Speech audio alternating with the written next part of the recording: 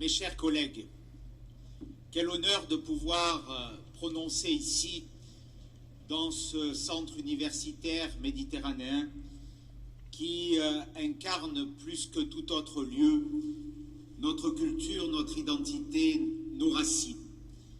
Oui, mes chers collègues, Monsieur le Président du département, mon cher Charles-Ange, Madame la députée, ma chère Christelle, et vous toutes et vous tous, vous venez de m'accorder votre confiance, une très large confiance. Je la reçois en cet instant avec une émotion sincère et avec aussi un sentiment de gravité. Cette élection m'honore et m'oblige. Je veux ici remercier chacune et chacun du fond du cœur. Merci pour avoir porté ce soutien, pour avoir exprimé ce vote. Avec naturellement une pensée particulière pour notre extraordinaire doyen, Jean-François Spinelli. Il l'a dit, mais je le souligne à mon tour, réélu triomphalement à la tête de Castanier pour un 9e mandat. Ça laisse rêveur.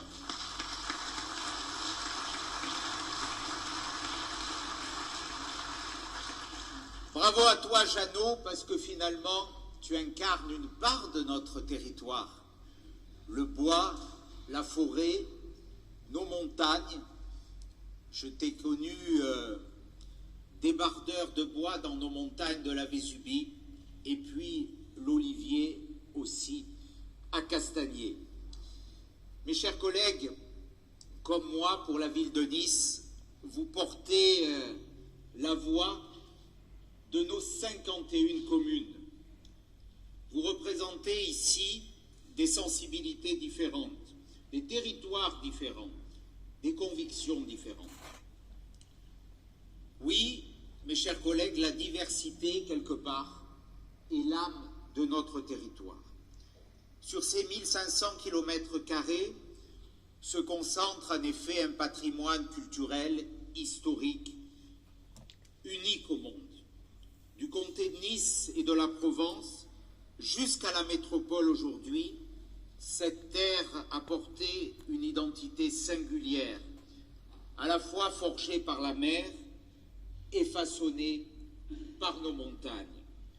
Aujourd'hui, notre métropole constitue une réalité à part dans toute l'Europe. Elle associe à la fois une grande ville connectée au monde entier, au rayonnement international inégalable, et des zones rurales et de montagne marquées par leur authenticité. Elle regroupe des stations balnéaires de renommée mondiale, une station thermale et de magnifiques stations de sport d'hiver. Cette richesse, faite d'additions de contrastes, a forgé quelque part notre caractère et notre âme. Tous ces contrastes nous imposent aujourd'hui, plus qu'ailleurs peut-être, de nous rassembler pour travailler ensemble. C'est l'esprit originel de notre métropole. Oui, aujourd'hui, avec ce vote, vous avez fait le choix du rassemblement. C'est ce choix qui fonde la légitimité de notre action commune. Présider cette institution, c'est d'accepter d'en être le premier serviteur. C'est d'accepter d'être le premier de vos serviteurs. Notre métropole, c'est d'abord 570 000 habitants, mais aussi 4 500 agents efficaces et dévoués, auxquels je veux dire ma reconnaissance la plus profonde et auxquels je veux adresser ma confiance. Sans eux, rien ne sera possible. Ils sont les artisans du quotidien. Ils sont les visionnaires de l'avenir, de la Méditerranée au sommet du Mercantour. ce territoire immense, je le connais. Je le connais dans ses moindres recoins. Cette terre a fait ce que je suis. Ce lien inaltérable entre la ville et la montagne. L'énergie des villages irrigue Nice, ma ville. La ville nourrit les vallées. Je suis fier d'avoir hérité, comme nombre de Niçois, que j'ai aujourd'hui l'honneur de représenter dans cet hémicycle, de cette double identité, de cette double ascendance.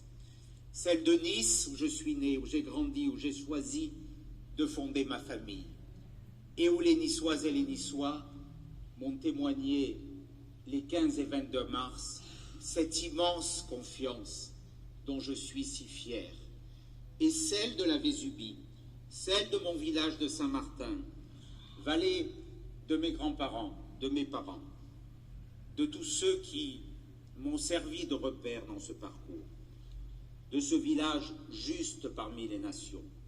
Cette vallée demeure bien sûr dans mon cœur, car elle a toujours été le foyer auprès duquel j'ai trouvé mes ressources. Et depuis l'hiver 2008, chère Laetitia, avec une grande fierté, mon cher Charles-Ange, j'en suis l'élu au département. Un département qui a servi ce territoire, cette métropole, et je veux dire aujourd'hui ma reconnaissance au président du département, à mes chers collègues qui siègent aussi dans l'hémicycle départemental, dire au président Genesi combien nous allons, et j'ai la volonté, de renforcer, de consolider les liens qui existent déjà entre le département et la métropole au service du bien commun et de l'intérêt général. Merci à Charles-Ange, l'ami de toujours, l'homme de la loyauté et de la fidélité. C'est tellement rare dans la vie politique, qui m'a toujours accompagné et avec lequel nous avons toujours cheminé main dans la main, et nous le ferons encore plus demain. Merci Charles-Ange pour ta présence.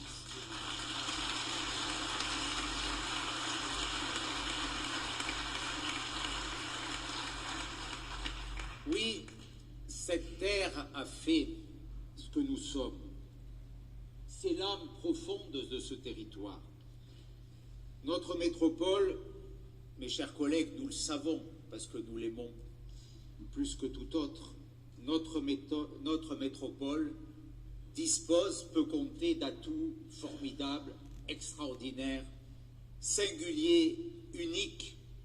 Notre capitale, Nice, ville la plus visitée de France après Paris, sa frontière avec l'Italie, qui ouvre notre territoire sur l'Europe du Sud, la proximité immédiate avec Monaco, puissance économique phare à nos portes, des stations de sport d'hiver et balnéaires réputées, un hippodrome, des clubs professionnels de sport réputés, cher Jean-Pierre River, que je remercie tout particulièrement pour son engagement à mes côtés, la zone d'activité de Carrosse, l'une des plus importantes de notre région, un centre hospitalier universitaire de renommée internationale, des centres de soins et des cliniques de haute qualité, une université prestigieuse, des grandes écoles, des laboratoires de recherche, mais aussi cette lumière, cette culture, ce rayonnement artistique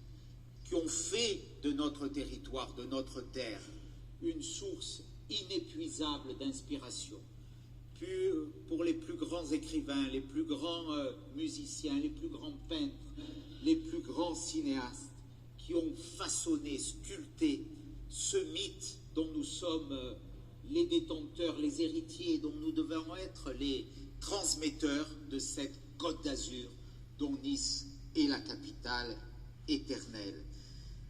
Ce sont, mes chers collègues, des atouts que tous nous envient légitimement. Alors oui, nous avons l'immense devoir d'être dignes de cet héritage pour le transmettre et pour le faire fructifier plus encore.